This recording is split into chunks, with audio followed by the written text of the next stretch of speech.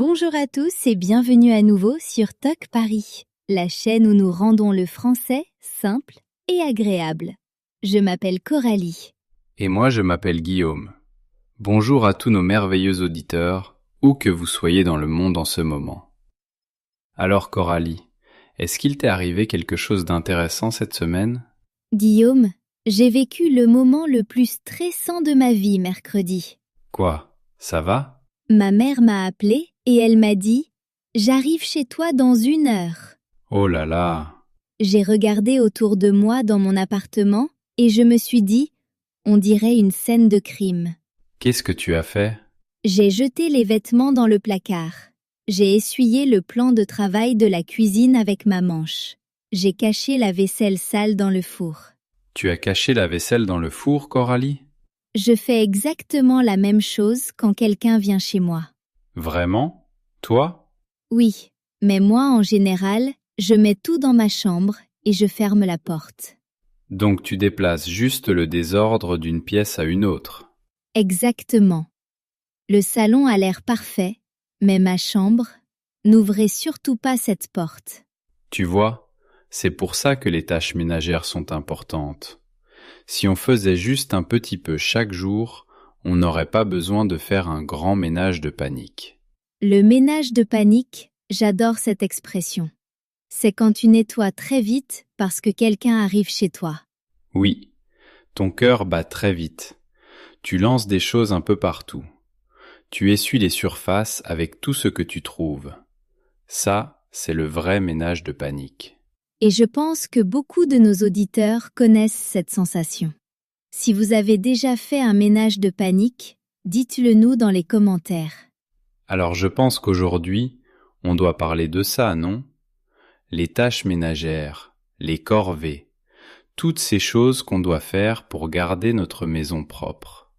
Oui, et c'est un sujet très pratique parce que nous faisons tous des tâches ménagères, même si on ne les aime pas.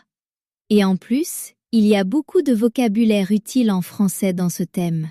Des mots que vous pouvez utiliser dans de vraies conversations tous les jours. Exactement. Donc aujourd'hui, nous allons parler des tâches ménagères les plus courantes, partager nos habitudes de nettoyage, la version honnête, et vous aider à apprendre comment parler du ménage en français naturel. Et plus tard, je vais vous avouer quelque chose à propos de mes habitudes de ménage qui est franchement un peu embarrassant. Ouh, maintenant je suis curieux. Mais d'abord, parlons des tâches ménagères de base. Coralie, quelles tâches fais-tu régulièrement? Celle que je fais le plus souvent, c'est probablement la vaisselle. Je cuisine presque tous les jours, donc il y a toujours des assiettes à laver. Moi aussi. Et il y a quelque chose d'intéressant pour nos auditeurs. Quand on fait la vaisselle, il y a en réalité plusieurs étapes. Oui, c'est vrai. D'abord, on frotte la vaisselle. Frotter signifie passer quelque chose avec force pour enlever la saleté. Par exemple, quand il y a de la nourriture séchée collée à une poêle, il faut vraiment frotter. Oui, on utilise une éponge ou une brosse et on frotte, frotte, frotte jusqu'à ce que ce soit propre. Et parfois, si la nourriture est vraiment collée, il faut d'abord laisser tremper le plat. Laisser tremper, c'est un très bon mot. Ça veut dire laisser quelque chose dans l'eau pendant un certain temps pour que la saleté devienne plus molle et plus facile à enlever. Je vais laisser la poêle tremper un moment, c'est ce que je me dis tous les soirs, et ensuite, j'oublie jusqu'au lendemain matin. Guillaume, ça, ce n'est pas laisser tremper. Ça s'appelle éviter la vaisselle. Et moi j'appelle ça une stratégie de trempage. Bien sûr. Et après avoir frotté, la dernière étape est de rincer. Rincer signifie passer rapidement sous l'eau propre pour enlever le savon. Exactement. Donc le processus est simple. Laisser tremper si nécessaire, frotter pour enlever la saleté, puis rincer à l'eau claire. 3 étapes faciles.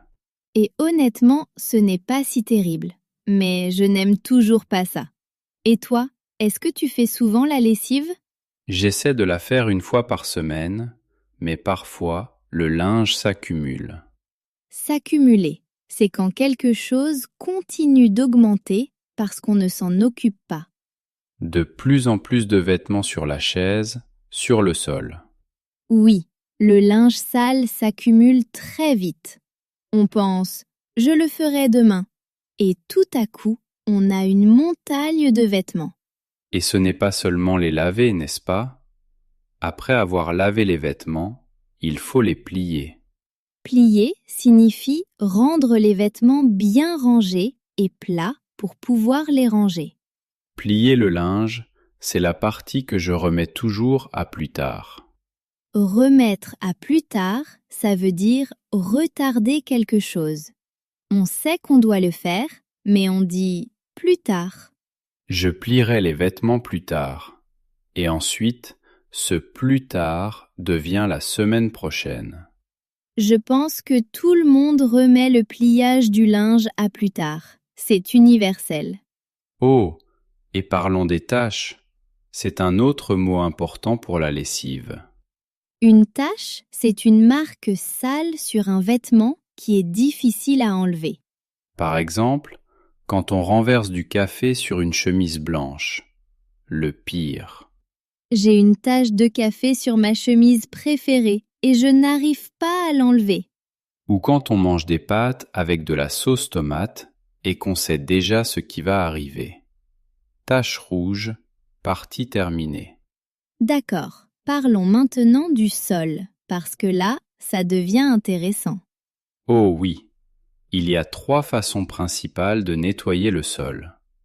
La première, c'est balayer. Balayer signifie nettoyer le sol avec un balai. Vous savez, ce long manche avec des poils en bas. On pousse la saleté vers un endroit et ensuite on la ramasse. Je balaie le sol de ma cuisine presque tous les jours, surtout après avoir cuisiné. Il y a toujours des miettes partout. Les miettes, ce sont ces petits morceaux de nourriture qui tombent par terre. Quand on mange du pain ou des biscuits, il y en a partout. La deuxième façon, c'est passer l'aspirateur. Et ça, soit on adore, soit on déteste. Moi, ça ne me dérange pas trop de passer l'aspirateur. L'aspirateur, c'est cette machine bruyante qui aspire la poussière du sol et des tapis. Je déteste le bruit, c'est tellement fort, mais le résultat est agréable. Tu passes souvent l'aspirateur? Peut-être une fois par semaine, parfois moins. Ne me juge pas. Et la troisième façon de nettoyer le sol, c'est passer la serpillière. Passer la serpillière signifie nettoyer le sol avec une serpillière mouillée. On utilise de l'eau et du savon pour laver le sol. Je passe la serpillière dans la cuisine et la salle de bain, peut-être une fois par semaine. Ça change vraiment tout. C'est vrai, le sol est complètement différent après ça. Mais mon problème avec la serpillière, c'est que le sol reste mouillé. Et ensuite, tu marches dessus et tu laisses des traces de pas partout. Oui, tu nettoies toute la cuisine et puis tu réalises que tu es coincé dans un coin parce que le sol est mouillé et tu ne peux plus marcher. À chaque fois. Alors tu restes là à attendre que ça sèche. Sécher signifie que l'eau disparaît, qu'il n'y a plus d'humidité. Attends que le sol sèche avant de marcher dessus. Exactement. Auditeur, petite question. Quelle tâche pour le sol faites-vous le plus souvent? Balayer, passer l'aspirateur ou passer la serpillière? Dites-le nous dans les commentaires. Maintenant, il y a d'autres tâches dont on devrait parler, comme ranger. Oui, ranger signifie rendre un endroit propre et organisé. Ce n'est pas un grand nettoyage en profondeur. C'est plutôt remettre les choses à leur place. Par exemple, ramasser les vêtements sur la chaise, remettre les livres sur l'étagère, organiser les télécommandes, les petites choses du quotidien. Je dois ranger le salon avant que mon ami arrive. C'est exactement ce que tu as fait quand ta mère a appelé, mais en version extrême. Et puis il y a essuyer. Essuyer signifie nettoyer une surface avec un chiffon ou du papier absorbant. On essuie le plan de travail de la cuisine, la table, le lavabo de la salle de bain.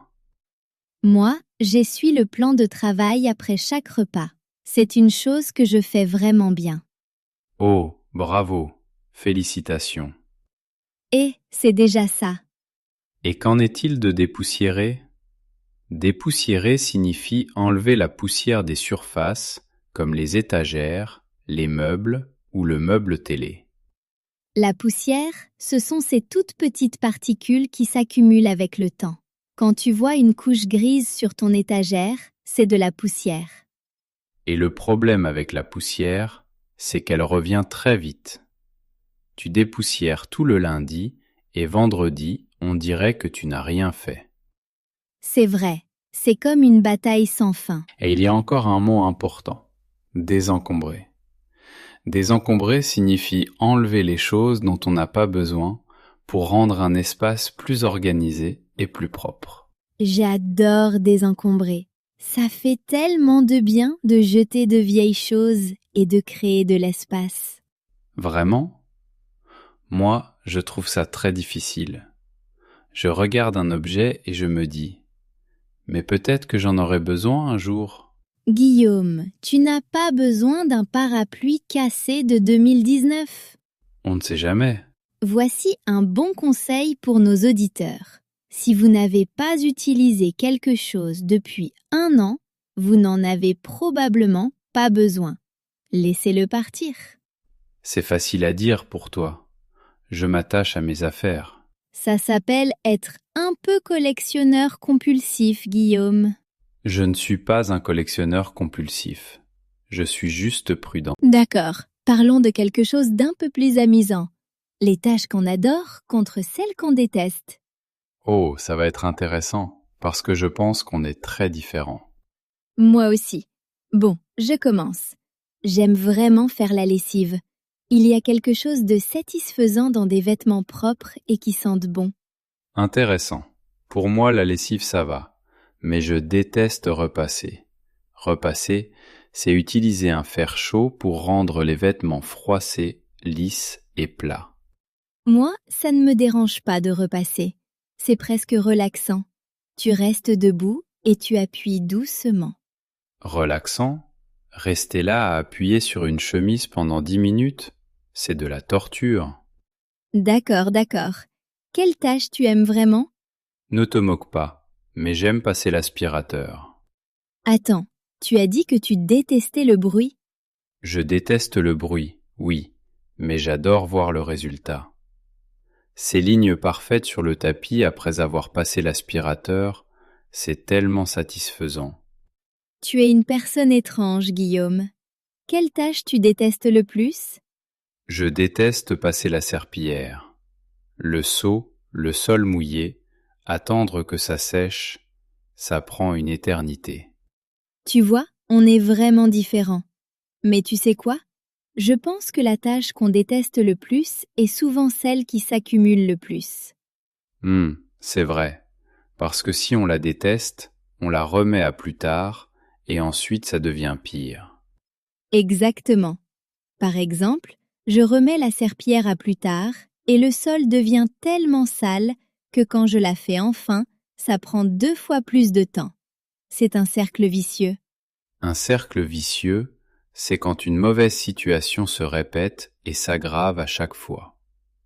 Je déteste passer la serpillière, donc je la repousse, donc le sol devient plus sale, donc ça prend plus de temps, donc je la déteste encore plus. Voilà ma vie. Auditeur, quelle tâche détestez-vous le plus? Bon, Coralie, j'ai une confession. Oh, c'est la chose embarrassante dont tu parlais? Oui, parfois, quand je n'ai pas envie de faire la vaisselle, je mange directement dans la poêle. Tu quoi? Si je prépare des pâtes ou des œufs, je les mange directement dans la poêle. Comme ça, pas de vaisselle en plus. Guillaume, c'est à la fois intelligent et catastrophique. Mais il y a moins de lavage, moins de frottage, moins de rinçage. Problème résolu. D'accord, moi aussi j'ai une confession. Parfois, je remets les vêtements propres dans le panier à linge parce que je n'ai pas envie de les plier. Quoi? Donc tu les laves encore une fois? Peut-être. Coralie, c'est pire que mon histoire de poils. On est tous les deux terribles, mais honnêtement, je pense que tout le monde a des moments de paresse avec les tâches ménagères. C'est normal. D'accord, parlons maintenant de quelque chose de vraiment utile. Comment parler des tâches ménagères avec d'autres personnes? Parce que ça arrive très souvent dans la vraie vie. C'est vrai. Si vous vivez avec quelqu'un, un partenaire, un colocataire ou votre famille, vous devez parler de qui fait quoi, n'est-ce pas? Vous pouvez dire: est-ce que tu peux faire la vaisselle ce soir? Moi, je passerai l'aspirateur demain. Ou bien, c'est ton tour de sortir les poubelles.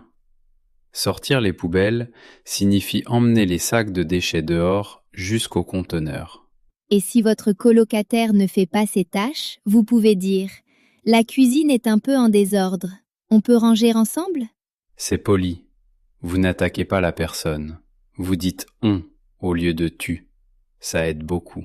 Et si quelqu'un vous demande de l'aide, vous pouvez répondre: bien sûr, j'essuie la table si tu balaies le sol. C'est du travail d'équipe. On partage les tâches pour que ce soit équitable. Et honnêtement, les tâches ménagères sont beaucoup plus supportables quand on les fait avec quelqu'un d'autre. Supportable signifie qu'on peut le gérer. Ce n'est pas amusant, mais ce n'est pas insupportable non plus. Oui, faire le ménage est plus supportable avec de la bonne musique. C'est tellement vrai. Je mets toujours mes chansons préférées quand je nettoie. Ça rend tout plus agréable. Et voici une autre expression utile. Si votre maison est vraiment en désordre, vous pouvez dire « Cet endroit est un vrai bazar. Il faut faire un grand ménage. » Un grand ménage, c'est quand on nettoie tout, pas seulement la surface. On nettoie sous le canapé, derrière le réfrigérateur, à l'intérieur du four. À l'intérieur du four où tu as caché ta vaisselle. D'accord, je l'ai mérité. Mais oui, un grand ménage est un nettoyage très complet. En général, on le fait une fois par mois ou avant un grand événement. Nous organisons une fête la semaine prochaine, donc je dois faire un grand ménage ce week-end. Et si vous voulez demander de l'aide poliment, vous pouvez dire: ça te dérangerait de m'aider avec la vaisselle? C'est très naturel et pas agressif du tout. Ou vous pouvez rendre ça plus amusant. On met de la musique et on nettoie ensemble? Ce sera plus rapide. Vous voyez, les tâches ménagères ne sont pas obligées d'être terribles. Un peu de travail d'équipe, un peu de musique, et soudain, ce n'est plus si difficile. Bon, Guillaume, je pense qu'on a vu beaucoup de choses aujourd'hui. Oui, vraiment. Faisons un petit résumé. Nous avons appris frotter, laisser tremper et rincer pour la vaisselle. S'accumuler quand les choses continuent d'augmenter parce qu'on ne s'en occupe pas. Remettre à plus tard quand on retarde une tâche. Une tâche, une marque sale difficile à enlever. Plier, rendre les vêtements propres et bien rangés après les avoir lavés. Balayer avec un balai, passer l'aspirateur avec un aspirateur et passer la serpillière avec de l'eau. Ranger signifie organiser et rendre un endroit propre. Essuyer signifie nettoyer une surface avec un chiffon. Dépoussiérer, enlever ces petites particules des surfaces. Et désencombrer, enlever les choses dont on n'a pas besoin. Tant de vocabulaire utile dans un seul thème. Et maintenant, nous voulons avoir de vos nouvelles. Écrivez dans les commentaires à quelle fréquence nettoyez-vous votre maison. Et quelle tâche détestez-vous le plus? Écrivez une ou deux phrases en français. Par exemple, je passe l'aspirateur chaque week-end, mais je remets toujours la serpillière à plus tard. Facile. Ou bien, j'ai fait un grand ménage le week-end dernier et maintenant mon appartement est impeccable. Vous voyez, vous utilisez déjà le vocabulaire. Nous lisons chaque commentaire et, honnêtement, Lire vos messages est la meilleure partie de notre journée. Vraiment. Et si cet épisode vous a plu, abonnez-vous à Talk Paris et laissez-nous un like. Partagez cet épisode avec un ami qui apprend le français ou avec un ami qui doit faire ses tâches ménagères. Merci beaucoup d'avoir passé du temps avec nous aujourd'hui.